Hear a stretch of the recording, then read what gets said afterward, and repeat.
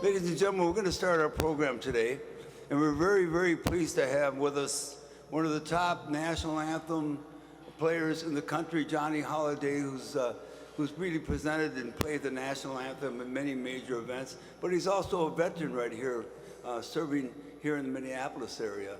So without further ado, Johnny Holiday with the national anthem.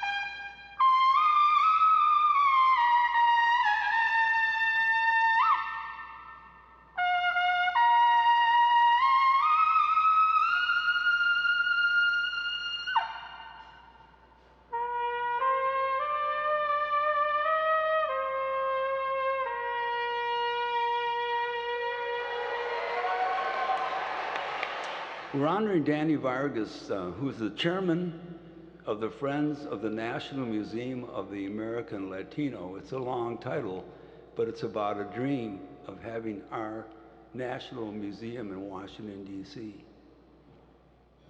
In recognition of your outstanding leadership as chairman of the Friends of the National Museum of the American Latino, a nonprofit organization whose goal is to create a museum in our nation's capital to educate, inspire, and encourage respect and understanding of the richness and diversity of the American Latino experience within the United States. Also for your decades of entrepreneurial success and your public service on the local, state, and national levels, and your commitment to your heritage, culture, and country. Therefore, with the appreciation and respect of the Minnesota Latino community, this commendation is presented to Danny Vargas.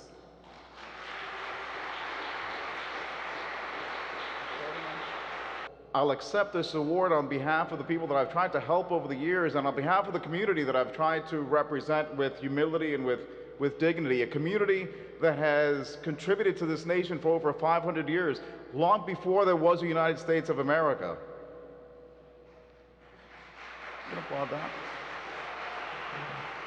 In fact, I would argue that this country would be unrecognizable today were it not for those 500 years of Latino contributions. Imagine, I want you to picture with me, imagine, if you will, close your eyes and imagine a United States of America without roughly the lower half of the country and most of the West. We don't have to, because for over 500 years, Latinos have been settling and founding communities throughout this country. It is for that reason, these 500 years worth of stories that are missing from our museums and missing from the pages of our history books, that we need a National American Latino Museum on the National Mall to be able to recognize and acknowledge and remember those contributions. Hey, ladies and gentlemen, we're going to turn to our next recipient, and it's your friends and ours, Frank White. How about a hand for Frank White? Yeah. In recognition of your career-long devotion to promoting the benefits of sports and recreation and your outstanding career of officiating various sports, along with serving on the boards of many associations, also for your award-winning efforts to promote peace and reduce the incident and impact of violence in youth sports, and your commitment to your heritage and culture. Therefore, with the appreciation and respect of the Minnesota Latino community, this commendation is presented to Frank White, ladies and gentlemen. I want to share with you briefly, as you saw some of the stuff on the screen, as I was looking, I was like wondering, man, what happened to my hair?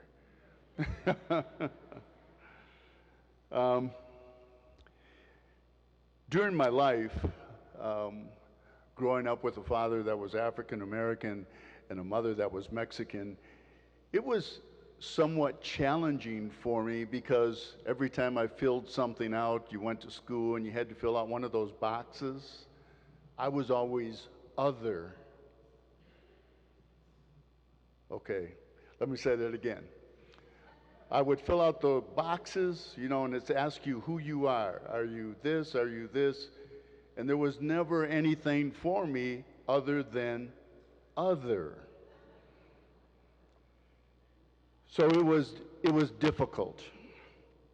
People would look at me, and maybe because of my size, maybe because of my color, a lot of people took me for being just African American. Or they knew my father, or I played sports, so they figured if I played basketball, I must be black, right? Because that's all we do. For me, I want to share tonight how important it is for me to share with you the pride that I have for my mom's family, the Rangels. I am very honored. I love my family. I am honored. It is very meaningful for me that I am a part of the Rangel family. So thanks to all of my family here, the Rangels, my tias, Juanita and Rachel and Genevieve and my tio Kiko, and obviously my cousins. So. In World War II, 17-year-old sons and daughters going to fight. Rudy and my brother Arturo, when the war started, they volunteered to go and serve. They could barely speak English, didn't have any proof of citizenship. 17. Rudy ended up fighting one of the fiercest and most decisive battles of the war, the Battle of the Bulge. Ladies and gentlemen, join me in welcoming Rudy Aguilar to the stage. In recognition of your service and sacrifice to America while serving in World War II and receiving the Purple Heart in the Battle of the Bulge, also for being a proud citizen of Minnesota, raising a wonderful family, and your career employment at 3M, and to the love of your heritage and culture. Therefore, with the appreciation and respect of the Minnesota Latino community, this commendation is presented to Rudy Aguilar.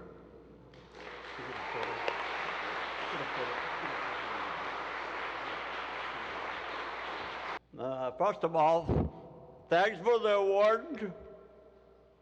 Yeah.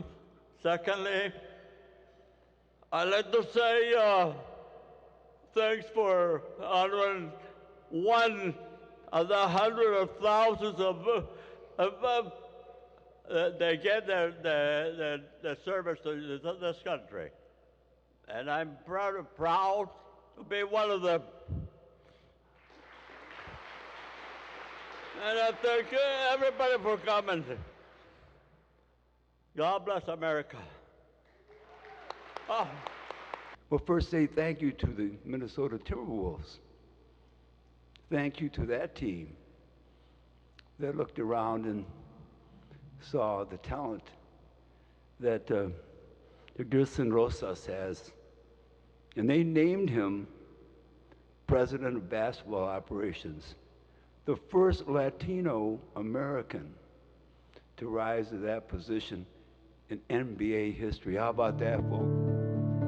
My journey to the U.S. Was a very interesting process. I was very fortunate. I have two parents that realized that in order for me and my three younger brothers to have our best life, it was going to take a change of life as they knew it. The sacrifices they made being professionals in Bogota, Colombia, and realizing that the opportunities that the U.S. had, not only for them, but for our future, both in terms of education and professionally, was something special that deserved their sacrifice. For me, that process was interesting. I came over at 3 years of age, and myself and my parents were experiencing a new culture, a new life, a new language together.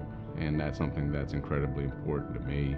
My culture, my background, my family. You know, I'm blessed that my wife has the same beliefs and thoughts that I do.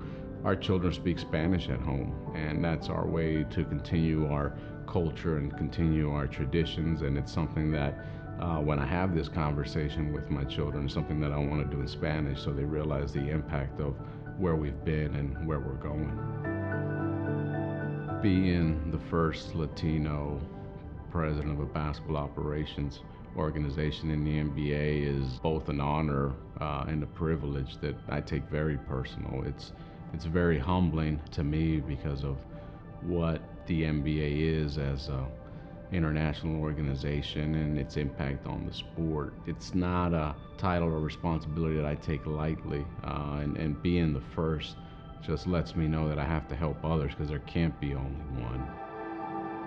You know, my vision, my focus for this organization is different than most organizations. We have a very diversified approach, and it's not just male or female or races, it's approaches. Ladies and gentlemen, at this time, we want to introduce Gilson Rosas. In recognition of your outstanding efforts to attain the position of President of Basketball Operations for the Minnesota Timberwolves, becoming the first Latino American to run an NBA team. Also for your love of Latino heritage and culture, and for setting an example that hard work and setting goals is the way to achieve the American dream. Therefore, with the appreciation and respect of the Minnesota Latino community, this commendation is presented to Gilson Rosas, presented at the 17th Annual La Familia Latino Heritage Celebration.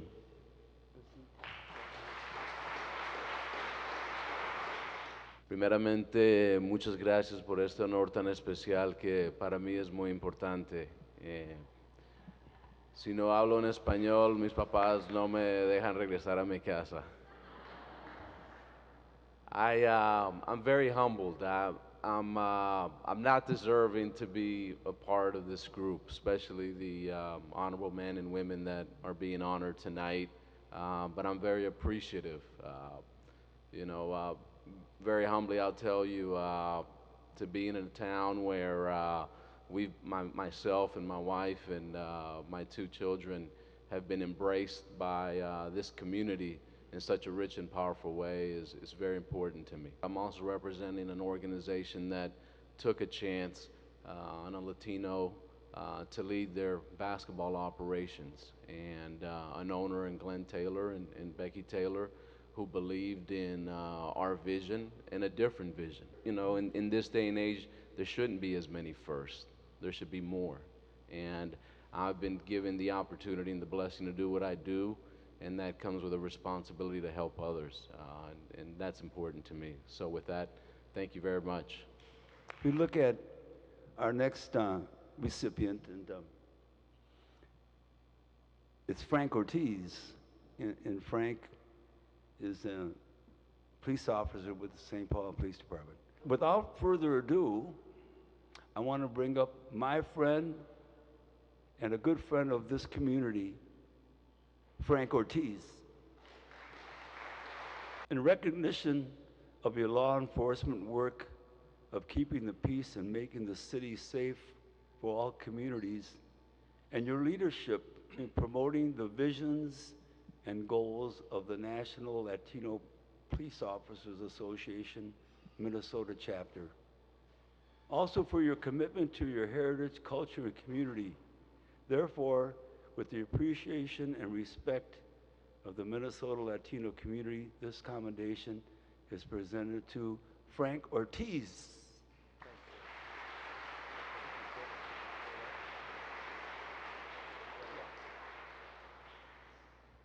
I don't really know what else to say. Thank you, Rick. Thank you for this recognition. And thank you for being a leader in our Latino community.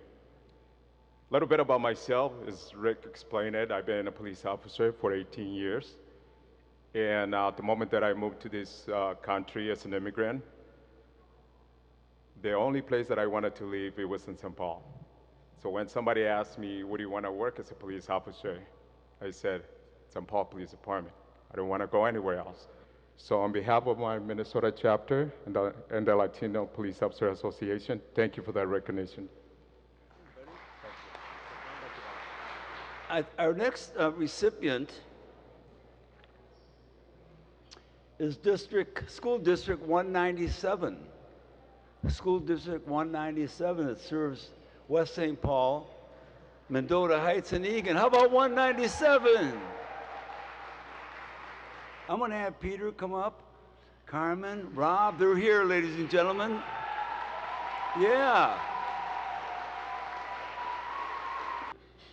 In recognition of the outstanding accomplishment of graduating Latino students at a record level in the 2018 school year, and to your students, staff, community leaders, and teachers who together collaborated to achieve this outcome.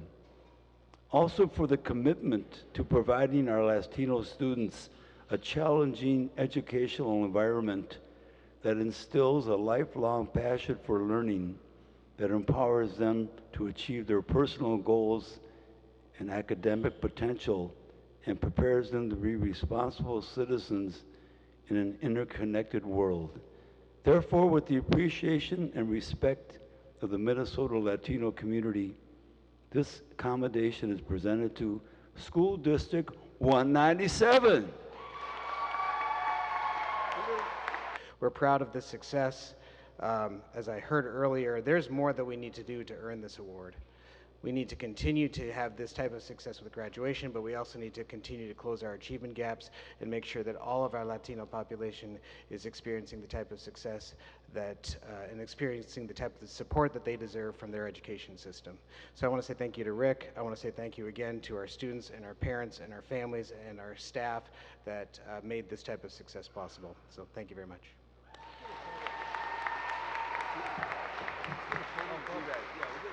Now we're going to be looking at a well-known person that we have here this evening, Roma Calataud-Stock.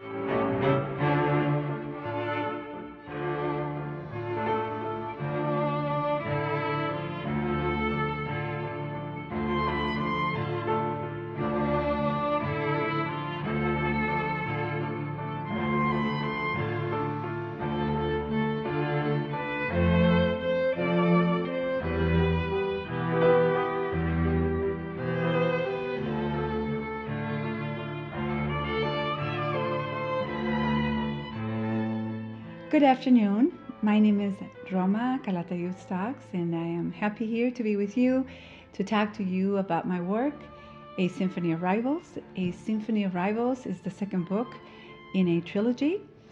The trilogy is a perspective of the 20th century, and there are three main themes to the story. One is music and the arts, as I believe that music is transcendental.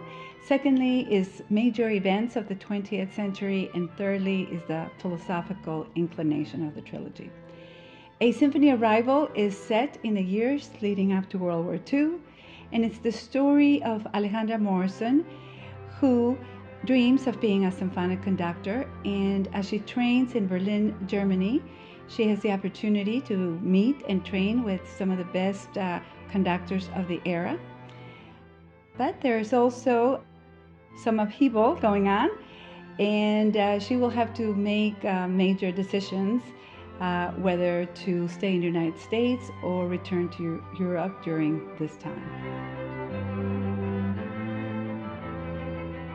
Ludwig van Beethoven is part of the story, it's intrinsic to the story, because as I did research, it was very important for me to highlight a German composer. And I realized that beyond his musical genius was his love of humanity. So his legacy contrasts, or you can say it serves as a moral compass against the ideologies, the opposing ideologies that are happening during this time in history. In recognition of your passion and commitment to bring forth the contributions of all cultures through the arts and your pioneer efforts of bringing to Minnesota the diversity of Latin American music. Also for your award-winning novels set to music that provide a window to location across the world, and your service to various art organizations, and of course your love of your heritage and culture. Therefore, with the appreciation and respect of the Minnesota Latino community, this commendation is presented to Roma Calataud Stocks, presented at the 17th Annual La Familia Latino Heritage Celebration. Congratulations, Roma. Art, I feel, can instill values which are transformed into experiences. Art affects a positive way in our sense of self, our cultural identity, and provides the young and people across all ages with the ability to create and to have pride in their cultures. I feel we Latinos deserve a museum to commiserate with the remarkable output of artistic contributions of the last several centuries. A Latino museum in DC would also provide with the necessary recognition of our artistic contributions and influence of the American culture of the last century.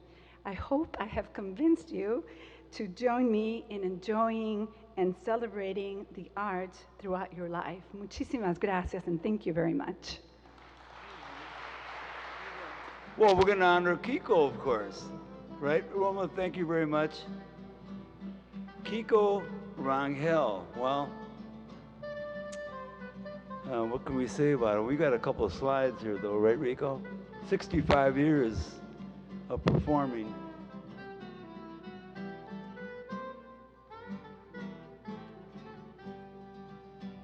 Ladies and gentlemen, Kiko Rangel. In recognition of celebrating your 65th anniversary as saxophonist extraordinaire, who has performed the traditional style of Mexican music over the years for countless Latino events and ceremonies, and introduced Latino music to Minnesotans from all walks of life.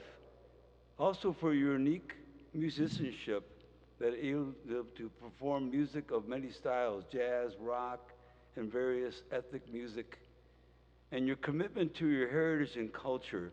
Therefore, with the appreciation and respect of the Minnesota Latino community, this commendation is presented to Francisco Kiko Rangel.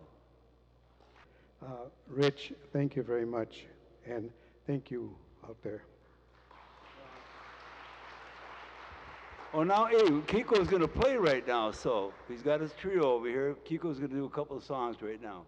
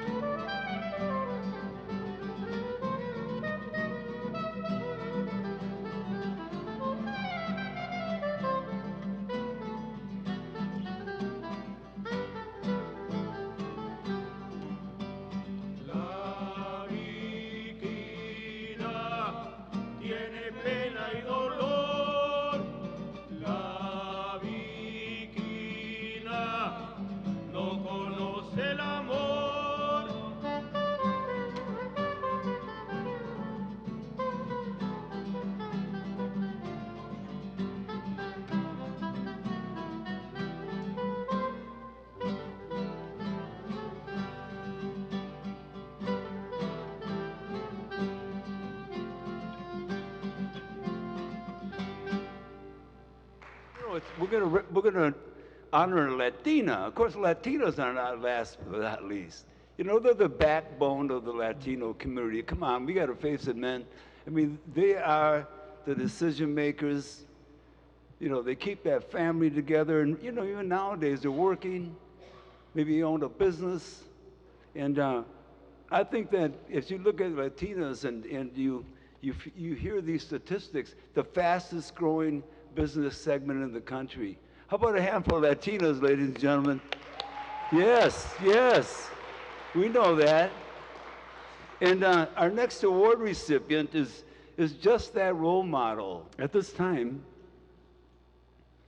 I want to honor Martha Odonis Daniels. Why don't we bring up with a big round of applause, Martha Odonis Daniels. In recognition of your outstanding service as director of Grupo de Danza Colombianas Minnesota, and to your organization's mission to improve the image of Colombia and pass on the traditions and cultures to a younger generation while entertaining Minnesotans. Also for your commitment and love of your heritage, culture, and country. Therefore, with the appreciation and respect of the Minnesota Latino community, this commendation is presented to Martha Odonis Daniels, presented at the 17th Annual La Familia Heritage Award. Martha, congratulations. The goal of Grupo de Danzas Colombianas is to support and cultivate Colombian art and culture and improve the image of Colombia, not only in Minnesota, but all over the United States. As Grupo de Danzas Colombianas, dancers become Minnesotan Colombian ambassadors and passing on traditions and culture and creating awareness in the community of the enormous natural wealth, richness, and beauty that characterizes Colombia. One of the most fulfilling rewards of directing the group is being able to teach first-generation kids about their parents' origin and having them feel proud of our differences and encourage them to be stronger. I have the great joy of teaching all of the participants about Colombia and helping them pass that among others. Right? So Bambuco is the national dance of Colombia. So with you, I'll leave you with my lovely dancers, and thank you very much.